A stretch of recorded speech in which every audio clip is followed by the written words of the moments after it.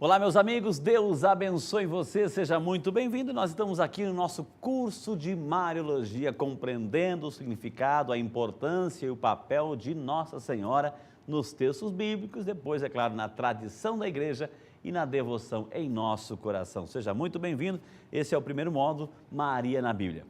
Nós sabemos que a Bíblia, como nós já conhecemos, não é um livro especificamente de história, que geralmente tem princípio, meio e fim. A Bíblia é a palavra de Deus. Em outras palavras, a Bíblia é a palavra de Deus revelada a partir da história de um povo. Nesse caso, o povo escolhido de Israel. Essencialmente, não nos interessa, olha, preste muita atenção no que eu vou dizer agora, não nos interessa a história de Israel por ela mesma, e sim a palavra de Deus que se revelou na história de Israel, usando como instrumento um povo. Podemos não saber muito bem a história de Israel, isso até a gente justifica, mas não podemos, em hipótese alguma, desconhecer a palavra de Deus. Isso é para todos os povos e para todas as épocas. Mas vamos voltar aos nossos escritos apócrifos da última aula. A palavra apócrifo significa escondido, secreto, oculto. Eles foram assim chamados porque não eram muito usados tanto como leitura comum como nas liturgias da época. Foram descobertos muitos escritos desse gênero, como por exemplo o Evangelho de Pedro, Atos de Paulo, Salmos de Salomão, livros de Enoque, etc., mas que não eram muito lidos nas sinagogas. Assim, ficaram meio que escondidos, ocultos, como literatura oficial.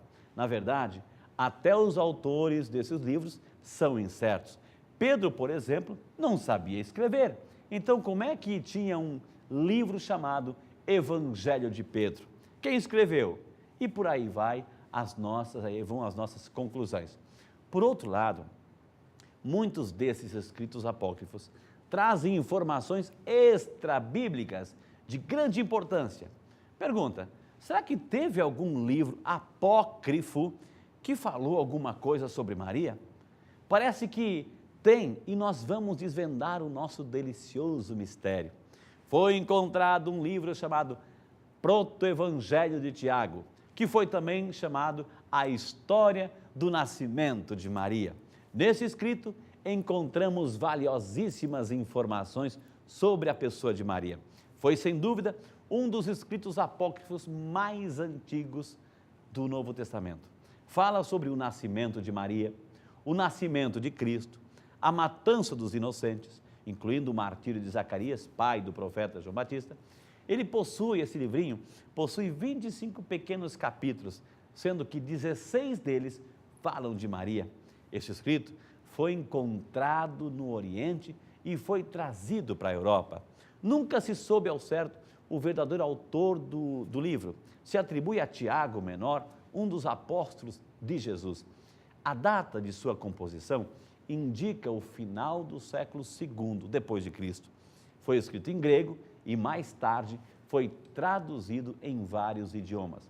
Proto significa primeiro. Foi através desses escritos que sabemos hoje que os pais de Nossa Senhora se chamam Joaquim e Ana, cuja festa é celebrada no dia 26 de julho do calendário cristão. O nome Joaquim significa o elevado de Deus, ou o preparado por Deus. Ana significa misericórdia, ou o Senhor compadeceu-se.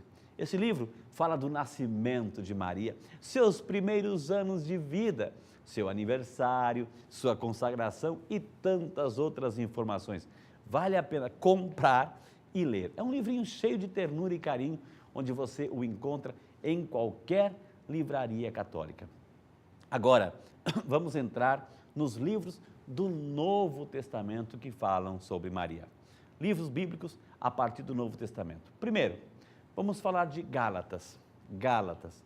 Por conter a informação mais antiga sobre Maria, analisaremos um único versículo referente ao estudo mariano. Gálatas capítulo 4, versículo 4. Diz assim o texto: mas quando veio a plenitude dos tempos, Deus enviou seu Filho, que nasceu de uma mulher. e nasceu submetido a uma lei, a fim de recebermos a adoção filial.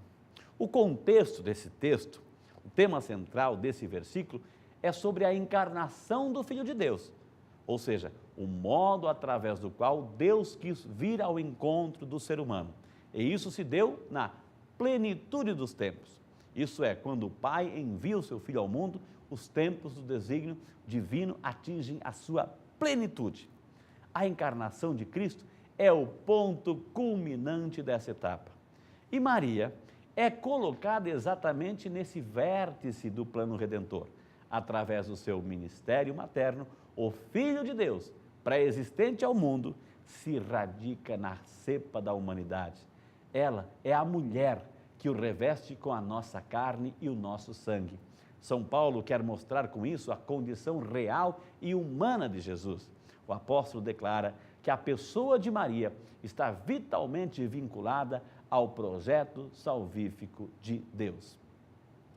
Agora, Maria no Evangelho de Marcos. Procure aí pegar o livro de Marcos, para a gente fazer um estudo muito profundo, muito simples ao mesmo tempo, mas assim ter condição e consciência da importância de Maria no Evangelho de Marcos. Marcos escreve o seu Evangelho por volta do ano 60 depois de Cristo. Acredita-se que o escritor, ao preparar o seu livro, teve em mente os cristãos gentios. O evangelista tem como preocupação mostrar que Jesus é o Filho de Deus. Essa é a sua grande tese, verificada a partir do primeiro versículo, que diz assim: princípio do Evangelho de Jesus Cristo, Filho de Deus.